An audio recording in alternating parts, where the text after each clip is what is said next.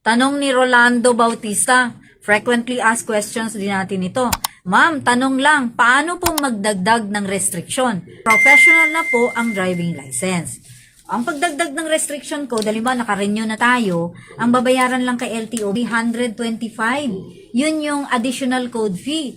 Pero, iba nagtatanong magkano magagasto, hindi ko masasagot diretso. Kasi, kapag magdagdag ka ng code, depende naman sa code na idadagdag. Kasi iba po yung rate per code. At saka depende kung saan ka kukuha na driving school.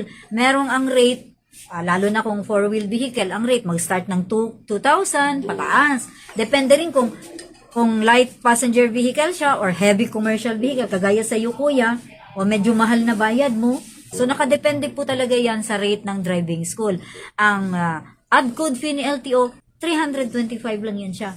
Aside from the driving school, meron pa talagang medical certificate. Kasi lahat ng application requires medical certificate. Except kung nawala yung lisensya mo, tapos magpapaduplicate ka lang, so wala ng medical certificate.